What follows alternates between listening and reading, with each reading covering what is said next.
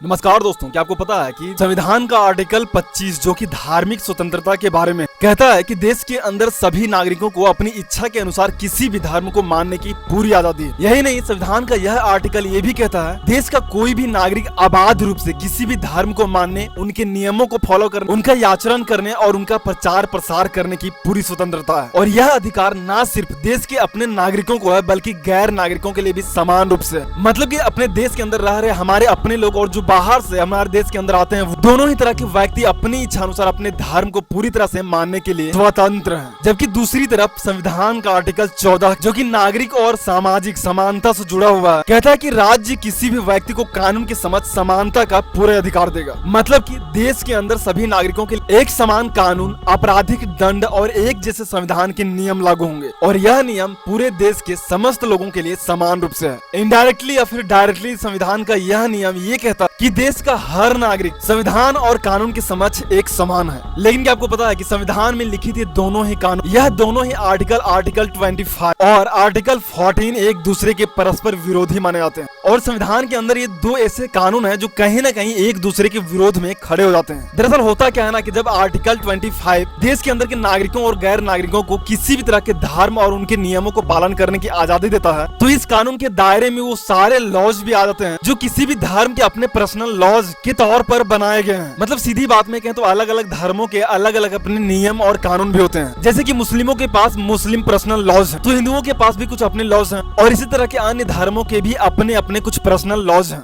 मतलब कि अपने अपने हिसाब से अपने अपने धर्मों के अपने अपने कानून। ऐसे में क्या होता है ना, कई बार एक जैसे अपराध के लिए उनकी सुनवाई और उनके जो दंड है वो अलग अलग दिए जाते हैं। और ऐसा उनके अपने अपने धर्मों के लिए जो पर्सनल लॉज हैं, मतलब कि इनके अपने धर्मों के अंदर जो कानून है, ये धार्मिक कानून उन्हें इसके लिए आजादी प्रदान करते हैं। उदाहरण के लिए अगर एक मुस्लिम युवती का अपने पति के साथ तलाक होता है और वह युवती अपने पति के खिलाफ कोर्ट में संपत्ति की हिस्सेदारी में केस दायर करती है, तो ऐसे मुस्लिमों का अपना पर्सनल लॉज ये कहता है कि इस तरह की कंडीशन में उस युवती को पति की संपत्ति का मात्र 6वां हिस्सा ही मिल पाएगा, मतलब कि कुल संपत्ति का 6वां हिस्सा। वहीं दूसरी तरफ कई अन्य जो धर्म है, जैसे कि जिसमें कि हिंदू धर्म भी शामिल है, उसमें अगर इस तरह के कोई मामला आता है तो इस कंडीशन में पति अपने पत्नी को अपनी पूरी संपत्ति में आधा हिस्सा देने के लिए बाध्य होगा। और यह सिर्फ और सिर्फ एक उदाहरण है, क्योंकि भारत के अंदर कई अलग अलग धर्म है और चूंकि यह एक धर्मनिरपेक्ष देश है, तो इन अलग अलग धर्मों के कई अलग अलग नियम और कानून भी हैं। और जिसकी वजह से कई बार कोर्ट के अंदर एक जैसे मामलों में एक जैसे गुनाहगारों को अलग अलग सजाएं दी जाती है, उनकी सुनवाइयां अलग अलग होती है। और इसी जटिल प्रक्रिया की वजह से कई ऐसे मामले आज भी कोर्ट के अंदर लटके हुए हैं। ऐसे में कोर्ट और न्यायपालिका का जो काम है और भी ज्यादा जटिल हो जाता है। और देश के अंदर यह एक बहुत बड़ी समस्या है, खासकर न्यायपालिका और संविधान के समक्ष एक समानता का जो नियम और अधिकार है समस्त नागरिकों के लिए उसके समक्ष, मतलब कि हमारे और आपके सामने। कहते हैं कि हमारे जो संविधान निर्माता थे वो काफी ज्यादा दूरदर्शी थे और वो भविष्य की इस तरह की परेशानियों से काफी अच्छे से अवगत थे। और इसलिए हमारे संविधान में संविधान लिखते वक्त एक और आर्टिकल जोड़ा गया,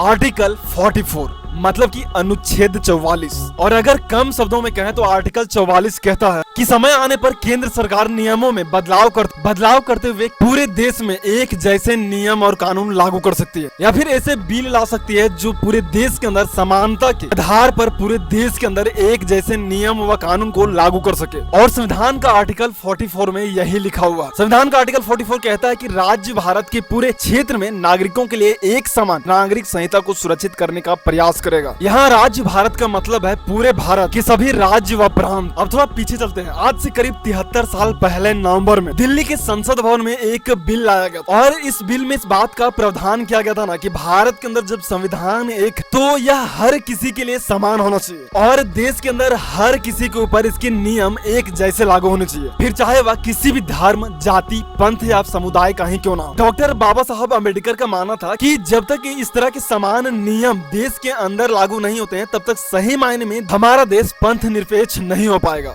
इससे पहले भी जब भारत के ऊपर अंग्रेजों का शासन था तब अंग्रेजों ने भी एक इसी तरह के बिल लाने की कोशिश की थी, लेकिन दुर्भाग्यवश ना ही आजादी से पहले और ना ही तब जब हम आजाद हो चुके थे इस बिल को लागू करने में सरकारों को कोई खास सफलता मिली और दोनों ही समय यह बिल पेंडिंग में चला गया। इस बिल का नाम था यूसीसी, मतलब कि यूनिफॉर्म सिविल कोड। इसे आप एक देश एक कानून का बिल भी कह सकते हैं और यह सही मायने में देश को पंथ निरपेक्ष बनाने के लिए बेहद जरूरी है। और तब से लेके आज तक इस पर कई सवाल उठे, कई डिबेट्स हुए, लेकिन किन्हीं सरकारों ने भी इस पर दिलचस्पी कभी भी दिखाने की कभी कोशिश नहीं की। लेकिन अब जब केंद्र सरकार में मोदी गवर्नमेंट है और इतिहास माने कि पहले जिस तरह से मोदी सरकार ने अपने सख्त फैसले लिए हैं और जिन सख्त फैसलों की वजह से मोदी सरकार जानी जाती है, ऐसे में आज लोगों ने एक बार फिर से ऐसी चर्चाएं शुरू कर दी हैं जिसमें यूसीसी को लागू करने की बातें कही जा रही हैं, मतलब कि यूनिफॉर्म सिविल कोड की।